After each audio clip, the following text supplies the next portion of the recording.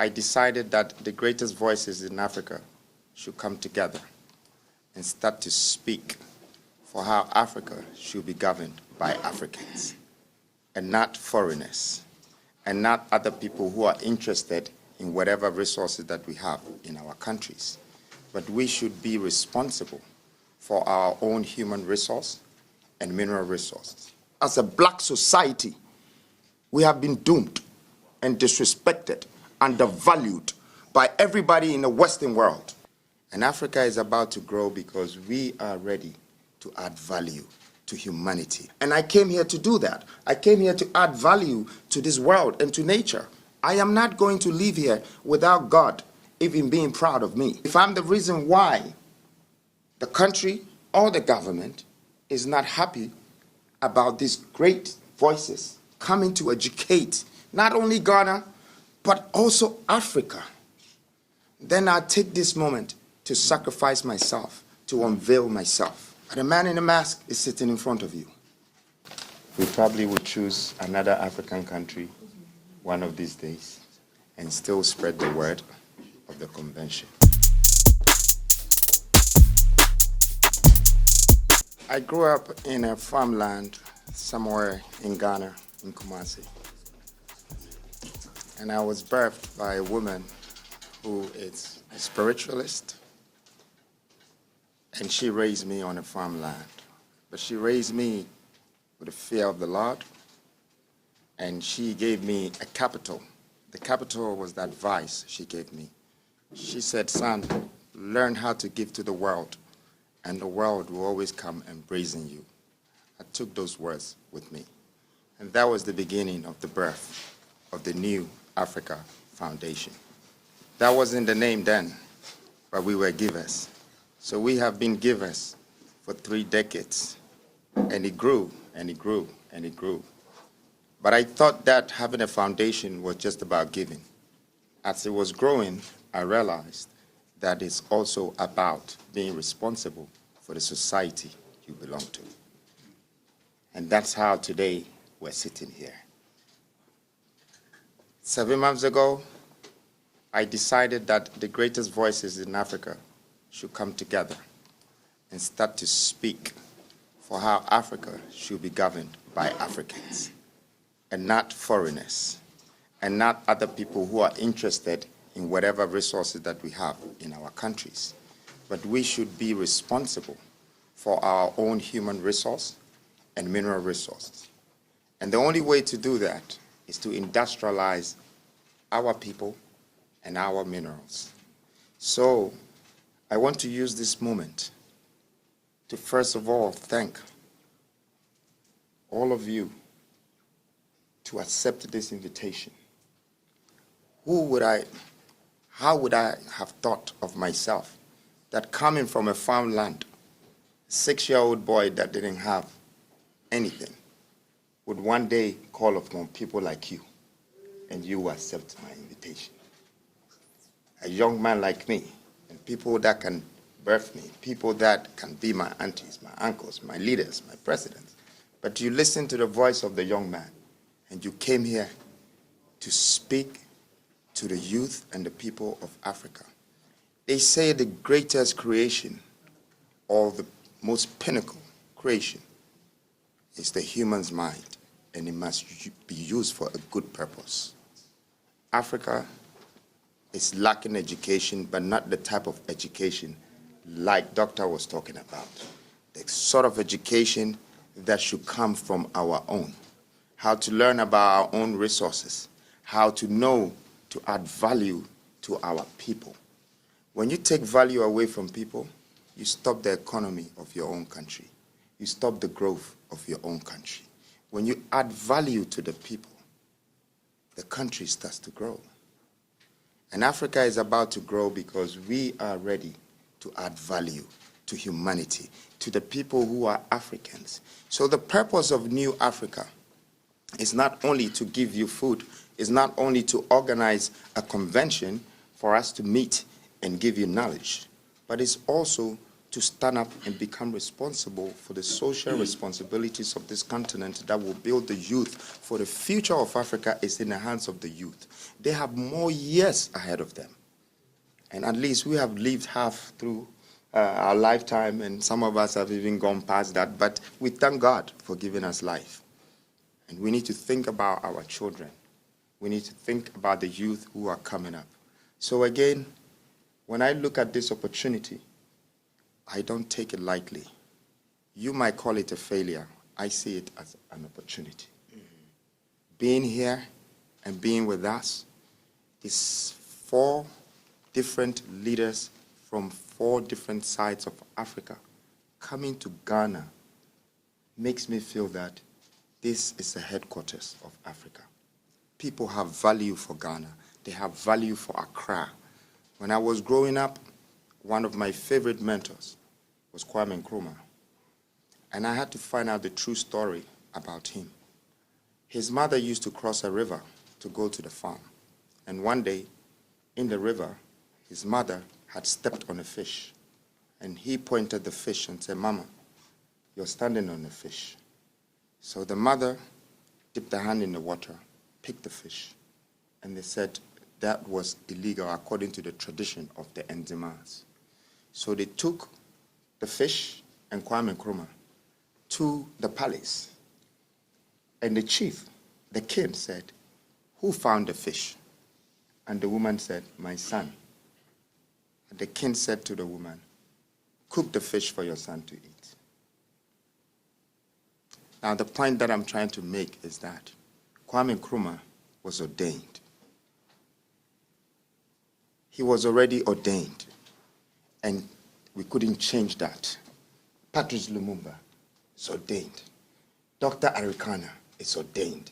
Peter Obi is ordained. We need to start to respect ordination. Our leaders are ordained for a reason. Who would have thought that kid at the back of the woman one day will have the whole world talking about him, about the changes that he wanted to bring in Africa? The leaders of Africa, I would like to use this moment to urge that please look into your youth. You have the Nkrumahs in there. You have the Marcus Garveys in there. You have the Martin Luthers in there. You have great leaders in the youth. Give them the chance. Let them just help. Let them add value to the people. Let them support us. Let's support ourselves. Let's build ourselves again.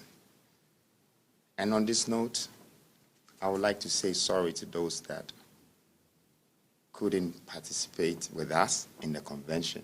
But right here, I am seeing the convention. This is the convention. This is the birth of the convention. This is the convention. So I would say that we probably would choose another African country one of these days and still spread the word of the convention. Because today marks a constitutional day in our country, and I believe that New Africa is born again here, and the convention has sparked from here. So I would like to encourage all of you to believe in this convention that the voices of Africa is being ignited for the right reasons. And thank you very much. And thank you. In 21 years of my life, I have been serving a nation, working so hard just to become an example of what wealth looks like. And building wealth comes from knowledge, comes from wisdom, comes from understanding. You need to get this value from your own surroundings. I grew up partly in Ghana, partly in England, and I came back to Africa. 2001. Unlike Martin Luther, I did not have a dream. I had a vision.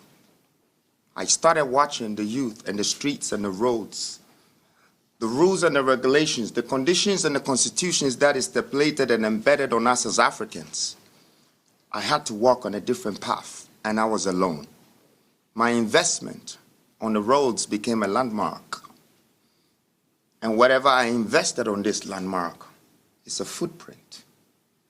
I am here for a legacy. I am part of your historians. that I know many people want to see the true side of me. I know you know Nana Kwame Bediako, but I know you're still looking for freedom, Jacob Caesar.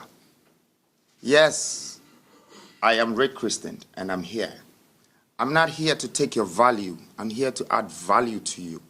I discovered that the land that we belong to had so much wealth that until we turn it into our own, our economy will never be sustainable. And we cannot forever live in our countries with a box economy.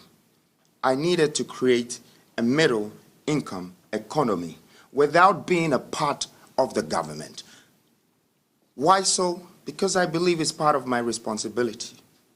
I took a different path. My movements, my foundation, my groups, and all of this have acquired some wealth. But the wealth that I reimbursed back into society, it has become a part of my mission to make this change.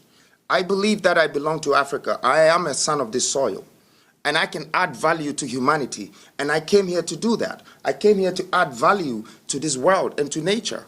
I am not going to live here without God even being proud of me. And when I'm not here also, I want you to remember that I came, and I want my absence to be felt. And for that reason, I know you're looking for the man. But the man in the mask is sitting in front of you. What's